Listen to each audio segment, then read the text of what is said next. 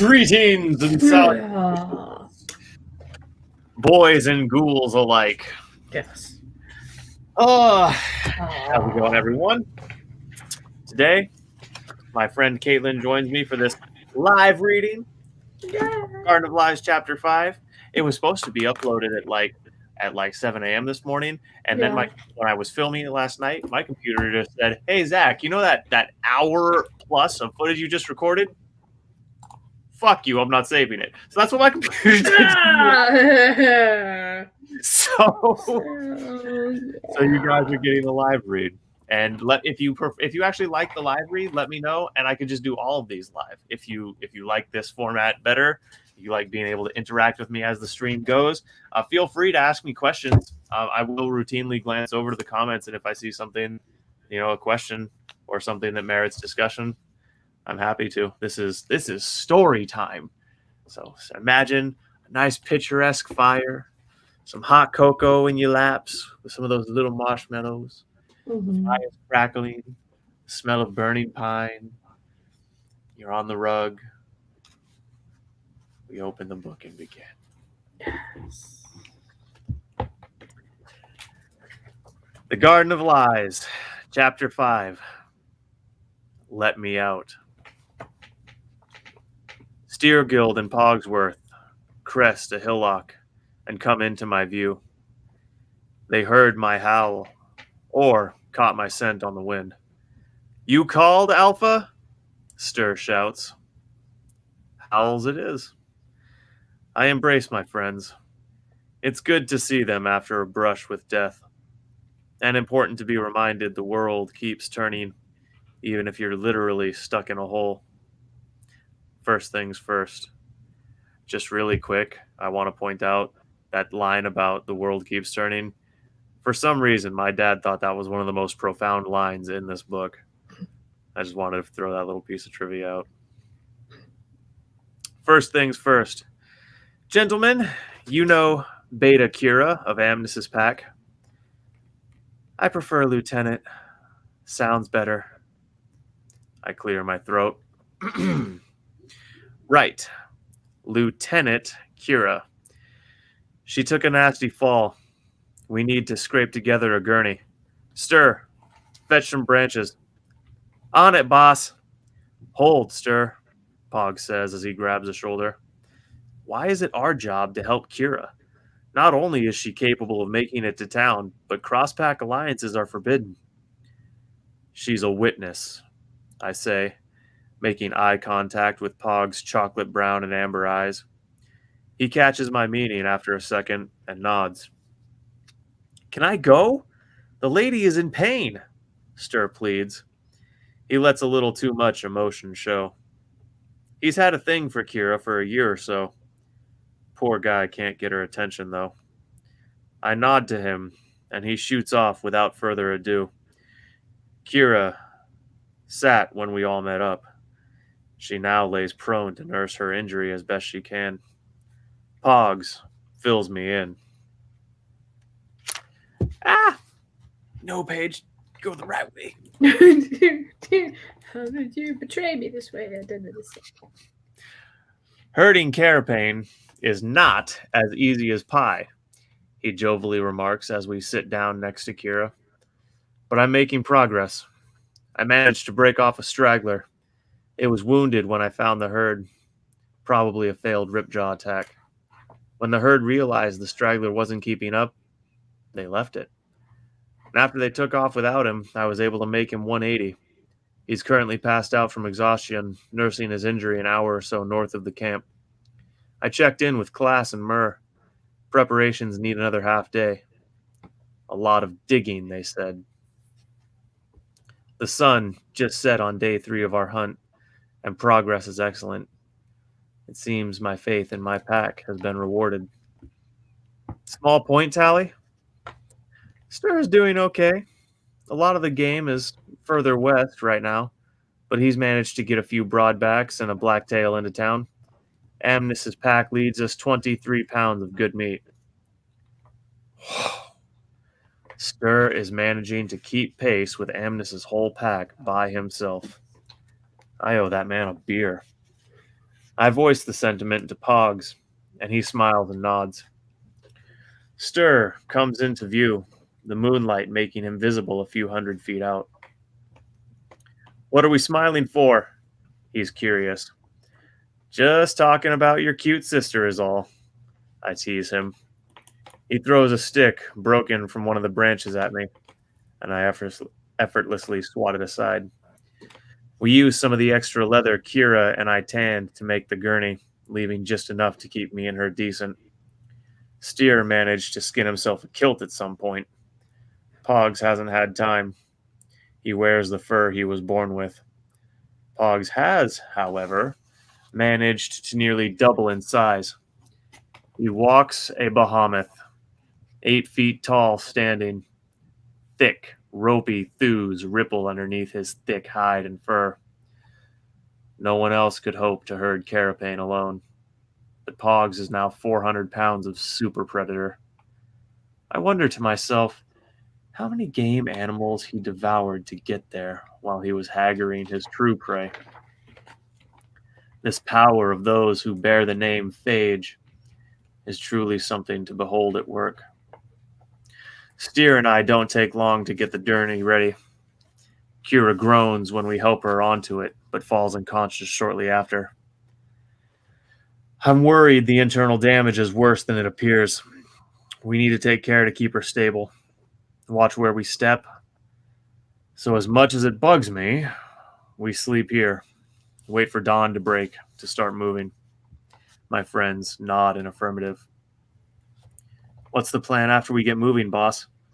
Stir wants to know, his concern for Kira still heavy in his tone. I'll tell you, when we're moving in the morning. For now, who's had sleep most recently? Steer got some rest last night. He takes first watch. Pogs lays his massive body down upwind to shield me and Kira. She's in the middle of the three of us, so she stays warmest. I wonder if it's driving Steer nuts that Pogs and I are sleeping next to her. Ah, well, no helping it. I fall into sleep not long after I lay my head on a soft patch of grass. Dream world. I dream of the past. I see Elder instructing me in the way of the mountain and the blade. I see times I sparred with various fellow students. I see Amnes knock me into the mud with a flying roundhouse kick to the head. I remember it tasted like chalk and dirt. She started calling me Dirty Dolge after that fight. I just said chalk and dirt instead of chalk and coal. Yeah. Word vomit. I was like, wait a minute. I remember it tasted like chalk and coal. She started calling me Dirty Dolge after that fight. The pace of the dream speeds up. I see flashes of color, people, objects. Scenes roll by like I'm viewing them through flowing water. I taste and smell blood. Feel flesh rent asunder under my swiping claws. And then the unmistakable fury of Engiel's lightning hits me, and the dream goes black. I hear voices in the darkness. Someone is laughing maniacally. I feel myself running, desperately sprinting through the darkness. I cannot see or smell.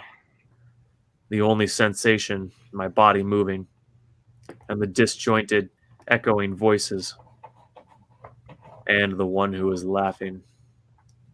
I howl in fury into the darkness, but though I feel it leave my throat, the sound does not reach my ears. I slam into a wall, the impact jarring me to the bone. My vision dances with lights. Then I feel chains wrap around my body at a dozen points, anchoring me to the wall. The laughing stops.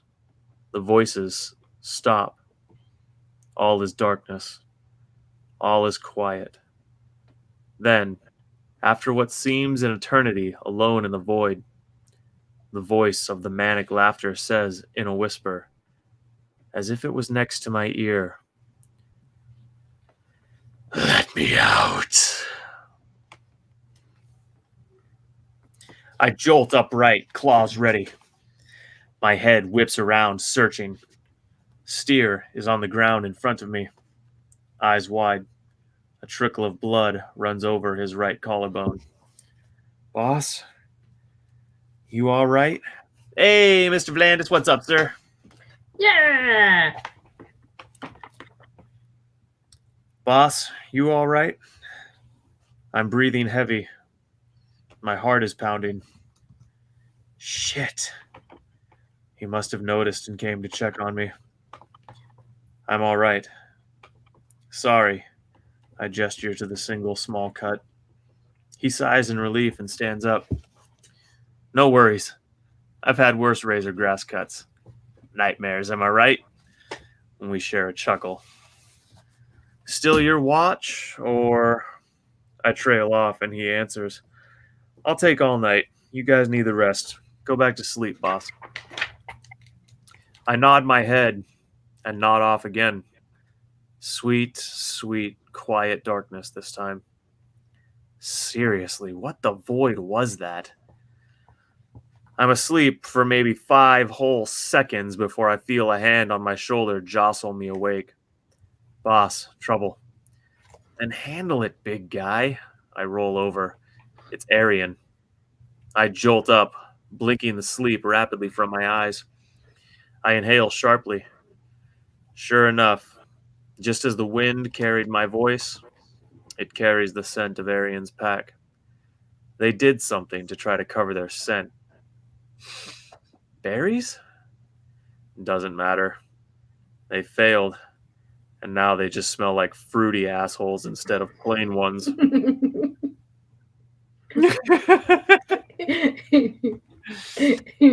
It's like, Hey, but I Richard repeat Thorne, I myself. don't believe we've met, sir. Pleasure to make your acquaintance. Welcome to the show. Good. Yeah, this is good. This is good driving. Good driving stuff, Mr. Vlandis. Yes. Yep, I like to listen to like news and stuff when I drive. Music gets old. Same 12 songs. Anyways, sorry. Then handle it, big guy. I roll over and said, fruity assholes. Yeah.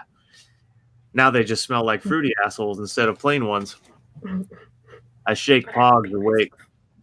He wakes with a slow grogginess you might expect from a sleeping giant, but he catches the scent on the wind before I say anything. His nose always was a few paces ahead of mine. Steer and I grab the handles of the gurney, and we take off fast as the moonlight allows. It's still a half hour till dawn at least.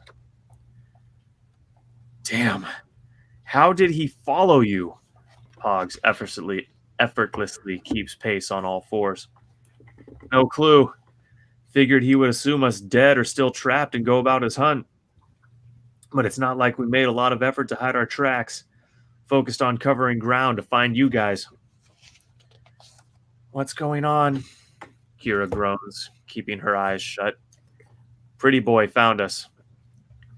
Her eyes slowly open, a sad expression on her face. Damn it, she whispers. We jog along for another minute or so. Put me down. Kira's barely audible voice cracks. What? All three of us manage to say in concert. A mix of surprise, concern, and outrage in the mix of voices. You heard me. Drop me. No, fat chance, Stir and I say at the same time again. I give him a look, conveying my authority to handle this. He turns his head back forward and focuses on not running us into a ditch. Hey, Sarah, what's up? Yeah. Love your mug. Caitlin, what mug do you have, Caitlin? Oh, this one. Give thanks. That is a hearty mug. Yes. Thanks for being here, Sarah. Yep, you can drink your coffee and you can clobber people with it if necessary. That's a proper self-defense mug. Mm-hmm.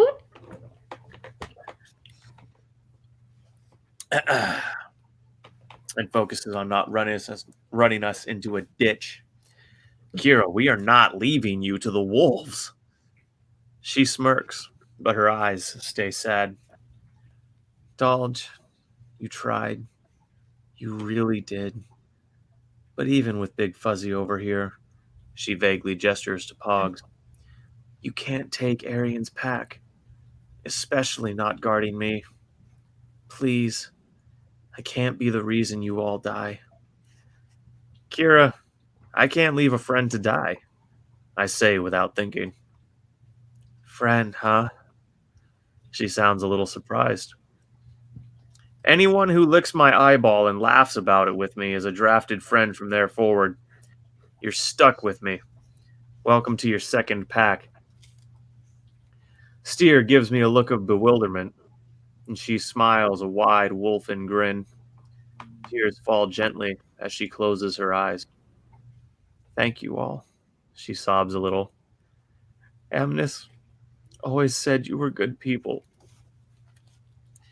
Now it's my turn to smile, if only to hide my growing dread.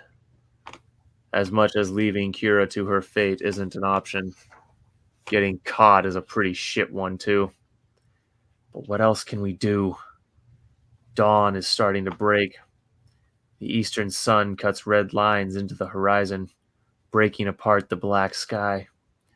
The three moons become less visible by the minute, soon to be hidden by the unending incandescence of the life-giving star of our garden. There's a fever pitch to the moments as they pass, and although it pains me, I know what I must do. I hate it. I curse my garbage luck. I desperately search my mind for any other viable plan. But it's the only thing I can think of that might let us all get out alive. Pogs. He looks at me. I nod. He nods. And the behemoth turns like gravity has no hold on him. He sprints now to intercept the enemy. Kira looks in horror and shock as he goes. Before she can object, he's not fighting them. He's going to barrel right through them and keep going. Distract them. They might pursue him. They might not. If they don't, well, he's free to make them think twice about that. Kira sobs more, and she's terrified. Her injury has rendered her helpless, and her life rests on 3 members of a rival pack. A capable warrior, she probably hasn't felt helpless in a long time. Pogs is made of rock slides and gale winds. Don't fret, Kira. He'll be back. Steer reassures her. Didn't know he had a poetic side to him. Girls bring out the damnedest things in boys. Although, given we are running for our lives in a trial to ascend to adulthood, maybe it's the time to start saying women and men of my peers. I hear shouting, a scream of pain, and a roar that belongs to a demon beast of the void more than a shifter of the canine nation. Pogs is truly the stuff of legends. I just hope he was able to get away from them once he made his strafing pass. The lake glows closer each step. Steer guides us to Myrrh and class. At this pace, maybe an hour. I silently pray to the gods. Please let Kira survive this pace. Please let my best friend return to me. The fever pitch of the situation hangs on. A crisis in progress. I keep my ears wide open, almost ignoring my other senses totally. I hear no more of my friend or a conflict. Arian's smell has stopped catching up to us too. We go until we reach camp. Myrrh and class are sharpening sticks with rocks. They wave as we approach, but when they see our faces on the gurney, they drop their pikes, take up fishing spears, and swiftly approach. They are in human form, and they too have found time to make covers for their dangly bits. They take up positions on either side of the gurney and run us into the camp. They don't talk. They remain vigilant for trouble, waiting for me to brief them. We set Kira down by the fire they were cooking breakfast over. Put that out. Stir, Mur, with me. Class, guard Kira with your life. Murday takes the hint and shifts. He's not as skilled as I or Pogs. We wait for 2 minutes for him to make the change. I give Claspin the short version of the situation. I'll hide her. We have a good spot nearby. I nod, consenting to his plan of action. Me and my gammas sprint to get my lieutenant and best friend back. We follow our tracks, then Pog's tracks. We run for an hour until Arian's scent hits our nose. We dump oil on the fire. I haven't sprinted so fast in my life. For their part, my friends are only losing a few feet per minute. I crest a small rise, and 40 feet below me down the slope, my best friend, Pogsworth Macrophage, lies on his side, with 2 spears protruding from his side and back. And Arian stands over him, in human form, clutching a wicked-looking weapon. It looks like it's made with teeth. His pack flanks him, all shifted. I loose a howl meant for war, meant to let prey know that a predator is coming. My pack mates crest the rise on either side of me and loose their own howls. The majesty and emotion of our chorus.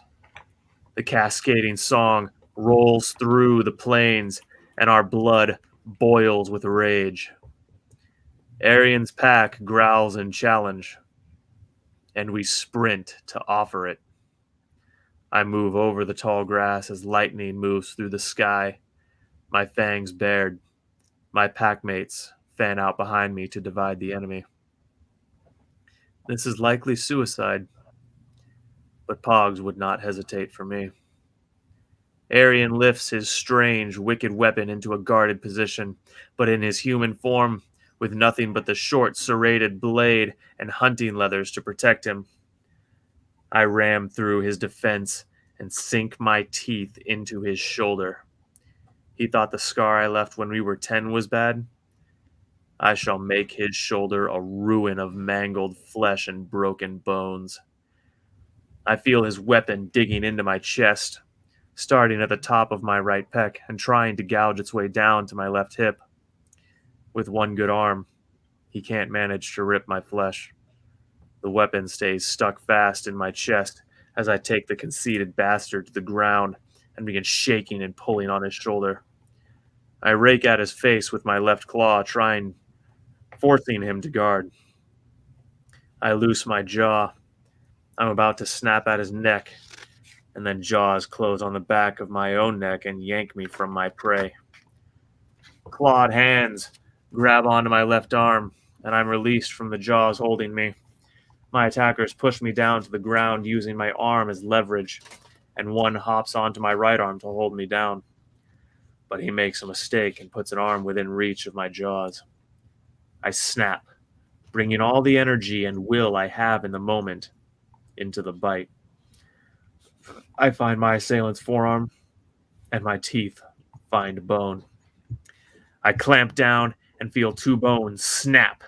All the while, the attacker on my left has been raking my midsection with a free hand. The attacker on my right lets go, and no sooner is his weight gone than my right claw has jumped, like a serpent striking, to the throat of the unlucky son of a bitch who's been clawing apart my abs.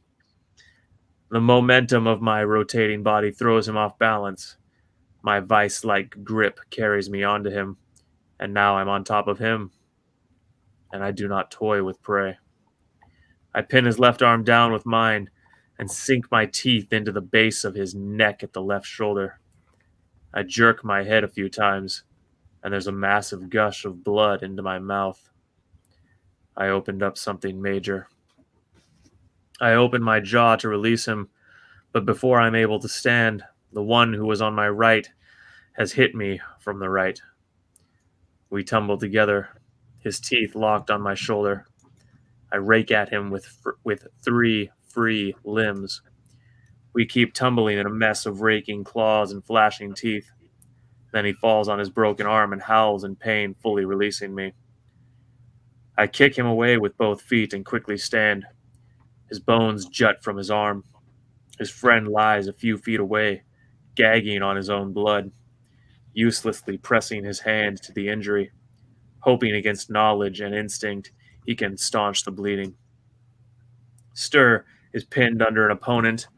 Myrrh is in a circling standoff with another. Where is Arian? I feel that same jagged weapon dig a straight line of punctures and tears from my left shoulder down to my left hip. There he is.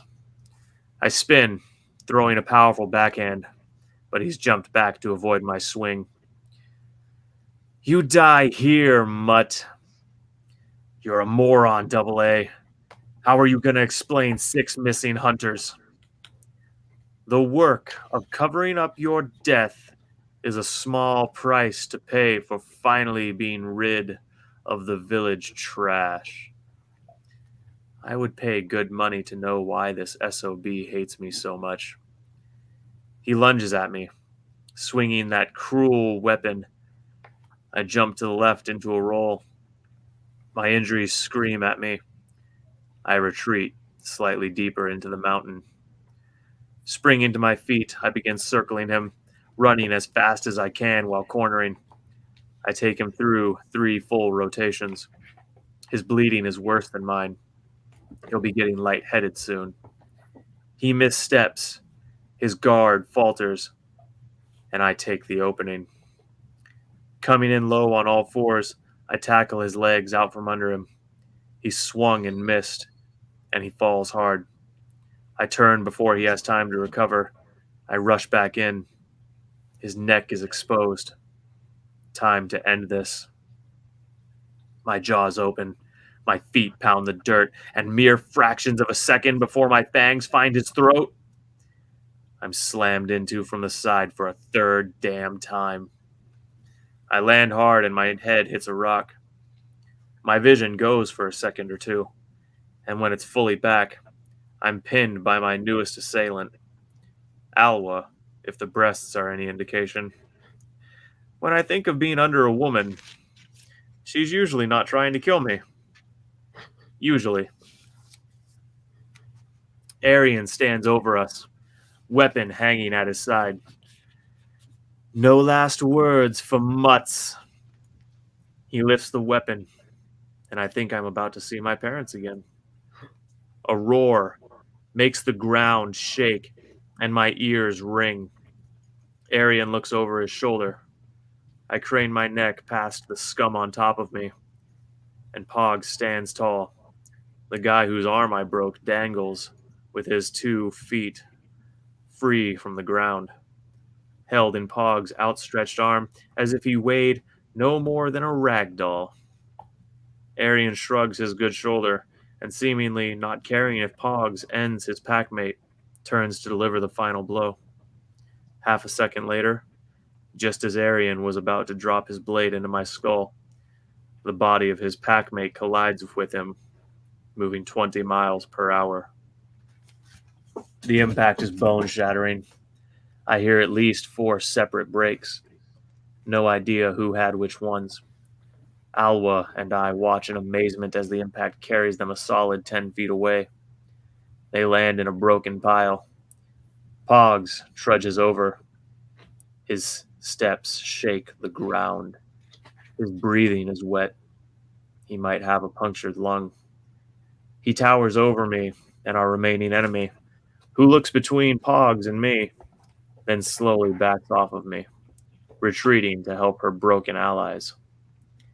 I see one more walk to join them. Pogs helps me up, and I signal him to go check on our friends. He rejoins me several moments later. Myrrh and Steer are in one piece. Worse for wear, though. The 4 of us stand, bleeding, Probably a few broken bones between us, but proud and victorious. The one whose throat I ripped out has stopped making noise, and his pack shamefully makes no effort to retrieve him. They take what seems an eternity to help each other up. Arian's broken leg from the strain of the impact. He can't bring himself to look upon me or anyone in my pack. He knows he's lost. He got a packmate killed. He tried to murder fellow warriors to cover up the shame of his attempted cheating. Warriors have been hung at the gallows for far less.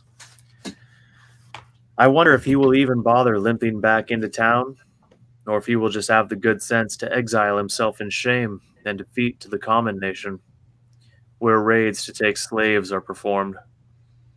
He might end up a slave someday if he goes that route, but many would say that's preferable to death. I'm on the fence on that question myself. They limp away without a word, worried looks upon their faces as they occasionally look back. I think they actually worry we will run them down. But unlike Arian and his ilk, in the third pack of the 600th year, we have warrior's honor. I loose a final, primal howl, declaring victory, proclaiming my dominion over the day. My pack joins. The joy of it, the rush of victory. This feels good. Maybe a little too good. I see how some become addicted to war. The howl fades. Pogs lets out a long sigh and collapses to a knee, placing the opposite hand down to steady himself. We circle him to provide what aid we can. Having the best grasp of medicine and first aid, I inspect wounds. The spear fell out of his side at some point, but the one in his back remains. It's lodged in his lat, the big fan-shaped muscle of the back. It's not too deep, and by my estimations, is not near a major artery or vein. So I give my friend a 3 count. All right, guys. Brace him so he doesn't jerk.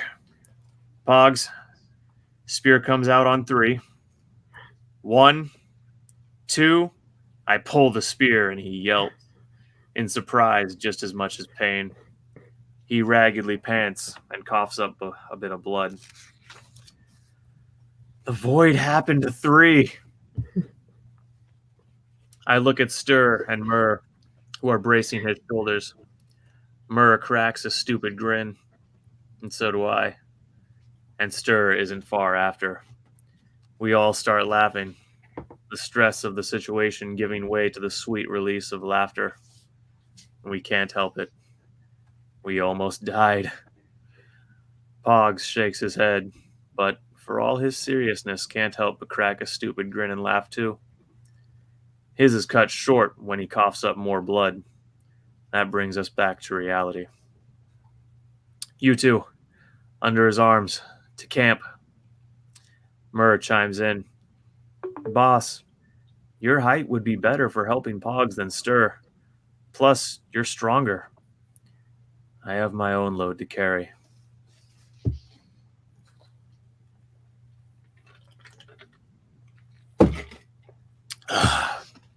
Aquafina. We crest the hillock that overlooks our camp. The hillock that overlooks Zack. Also, it seems how we're just a quick intermission here. Can I just say that line I wrote? Which one? Hey, hang on. Arian's pack growls in challenge, and we sprint to offer it.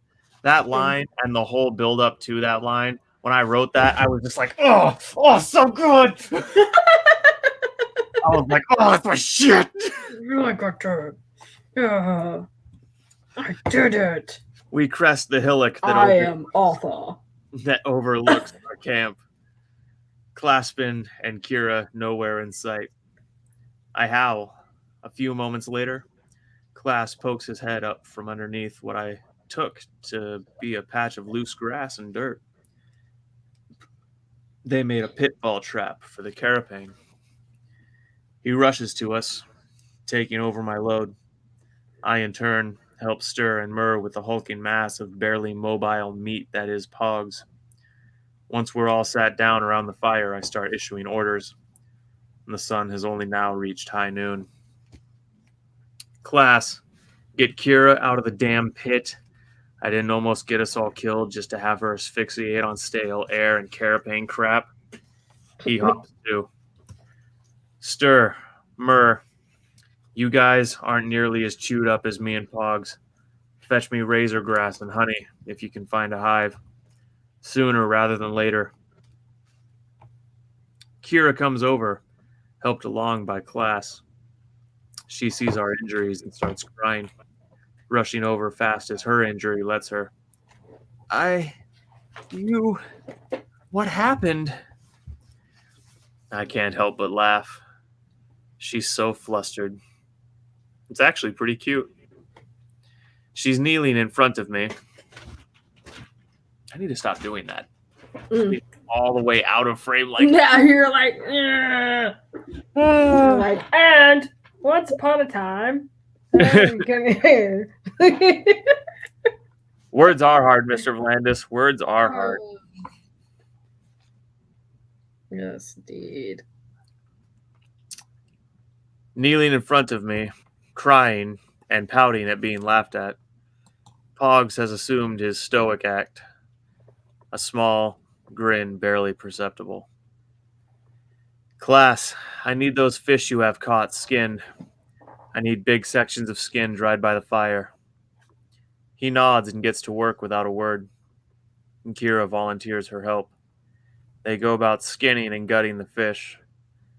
These were supposed to go into town with Stir for our points, but I need the skin, and they can't travel that way, so they're getting flame roasted and ate. Once we have some skins ready, I lay them on top of beds of grass, atop the rocks surrounding the fire. It takes them 40 minutes, but they return with razor grass and honey, stored in the cleanest skin we had. I set them to work grinding the razor grass into a paste, mixing it with the honey. They have to pick out the hard, stringy flesh that makes up the edge of the grass. It's now ready to be thinly applied to the dried skins. Kira, would you, this is kind of awkward to ask. We need our wounds cleaned, and we have no way to make clean water. I trail off, and she catches my meaning shortly after, and blushes. Licking wounds clean is well-established emergency first aid. Still a little awkward, though. It's just so intimate. She turns her head down and slightly away, but moves over to me and Pogs. I nod for her to start with him. He has more injuries and needs to be bandaged first. She gets to work licking his wounds clean. Thank God they're all in non-conspicuous areas. Otherwise, Stir would have blown a gasket. As is, he silently fumes on a rock, away from the fire, looking out at the lake. Sorry, buddy. She finishes with Pogs, and before I let her start on me, I apply the fish skin patches to his worst injuries. The honey and grass paste dried by the fire makes a thick, congealed goop that speeds clotting and helps ward off infections. Kira cleans the deep wounds on my chest and back. She offers to clean every little nick and cut, but I decline. Steer is upset enough. With some help, I apply my own bandages. We run out before my chest is fully covered, so I rub the honey grass paste into the wounds. I'll endeavor to keep them clean as possible, and hope for the best. Kira, see if Stir or Myrrh need any wounds cleaned, and then help me get some paste on. Help them get some paste on. She nods. Myrrh just has a cut across his shoulder. Not too bad. Cleaned and gelled in a few minutes. Steer despite many claw marks, declines medical aid, licking what he can clean himself and applying goop himself. By the time we get wounds treated and eat our fish, dusk is setting in. Can I just say though, when I first read that, I was like, "Oh, you sulky." He really do be sulking by the lake, though. He's like, girl, my dreams looking captains, medical aid. And then after he was like, "Fine, I'll just do it myself." Right? Probably didn't want to pop a boner while she was licking him. Which, it's my character, so I can tell you that's exactly why he didn't let her. And thank you, Richard. I appreciate the compliments on the fight scene. I can tell you they only get better as the saga Yes, they do. Okay, where was I?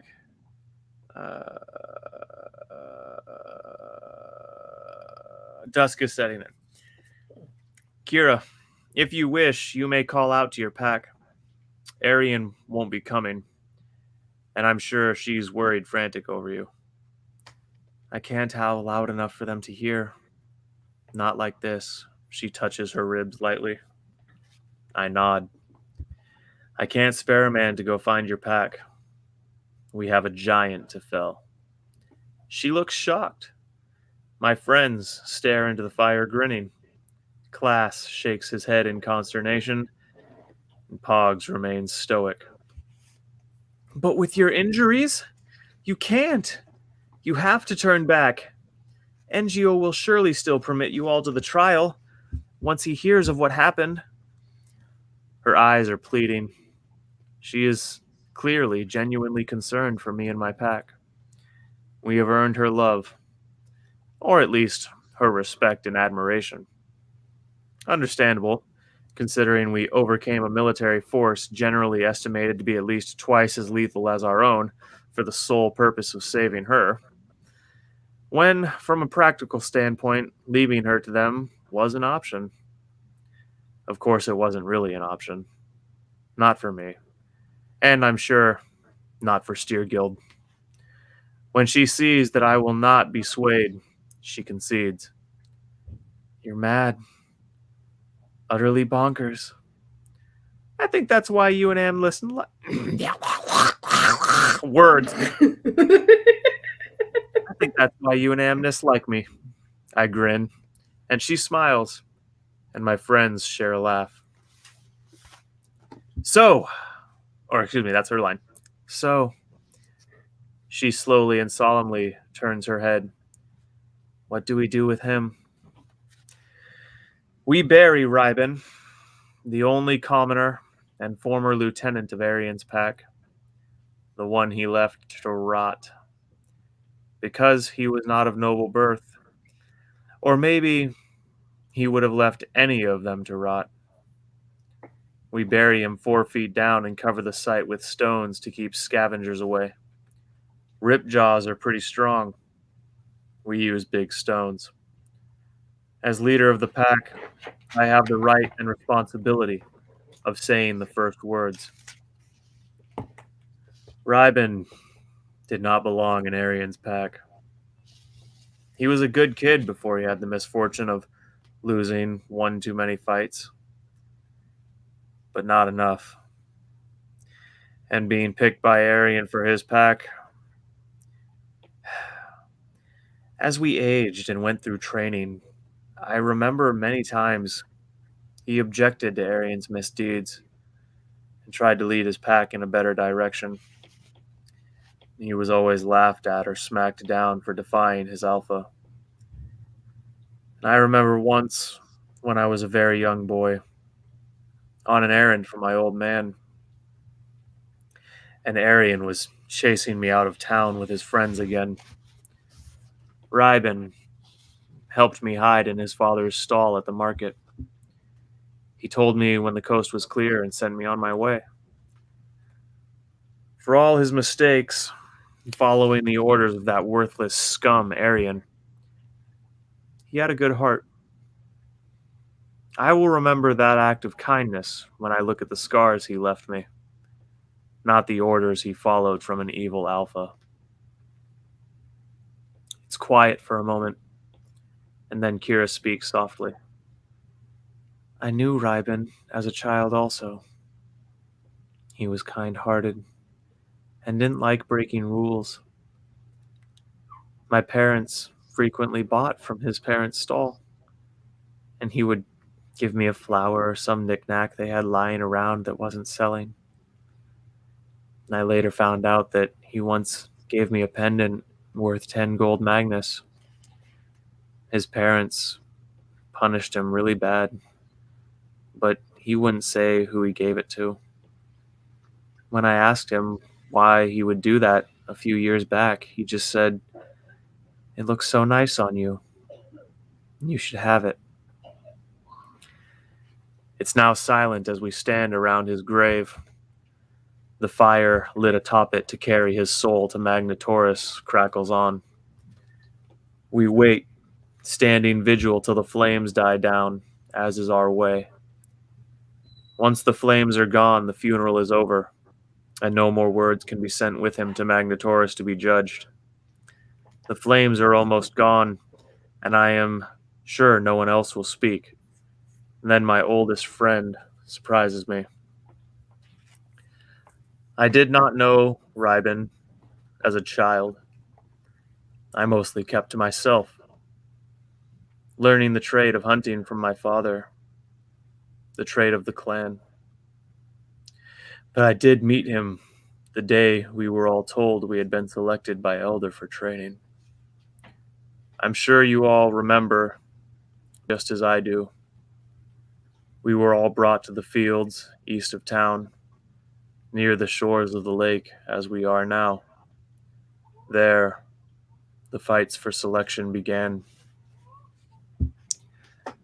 Elder placed me high in the fighting bracket. He was sure I would perform well. Phages are born fighters. Once they had won a few fights, others were placed against me, and I lost. Bout after bout, I lost. Not because they could beat me, but because I knew. I knew winning would place me in command of a pack. A command I did not want. I lost to Arian. I lost to Amnes. I gladly lost to my dear friend Adolge. But I also knew Arian well enough to know he would take the fourth pick. He would try to hoard the best fighters. So I threw one more fight. Oh no. Oh God, Pogs, no. Tears well in his eyes. He chokes up, but the fire is dying. He forces the last words out, lest he not get to say them in time. I threw my fight with Reiben because I knew if I didn't, I'd get picked by Arian. Reiben lies dead because I threw 4 fights in a row. He lies dead because of me. We all stare at Pogs now. Utter shock on all their faces. On mine, I show only sadness. I know my friend. I know how this eats at him. This will haunt him. The fire dies, and all is quiet. All is still.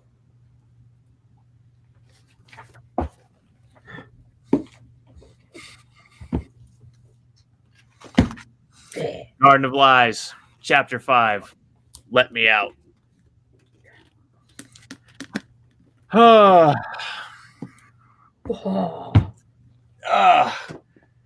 There you go. Oh, man. That was a thing. Oh, jeez. Oh, man. Oh, my ass. Oh, man. I am stiff. I need to go for a walk. I'm getting to be an old man in my 20s. I hate that. No. I'm going to have to do more yoga or something. Yes, it's very, very helpful. So, as I've said before in this series, guys, if we get my channel to 1.5k subs before the book is over, and we have about 23 more chapters to make that happen, 22 more chapters to make that happen. We get to 1.5k before the end. I will read a the sequel. Yeah. Live, or not live. I'll put it up on the channel, just like book 1. Yes. For your reading, listening enjoyment. So share this video, like it, send it to all your friends, send them the playlist. Be like, hey, free audiobook. Exactly. Can't go wrong with that. No. It's free. It's free. Drop me a comment. Drop me a like. Welcome to Garden, friends. Be well. Oh, and check out Cait at Wild Rider. Her stuff will be down in the description once I get the description all filled in. Okay, thanks. Bye. Da, da, da. Da, da, da.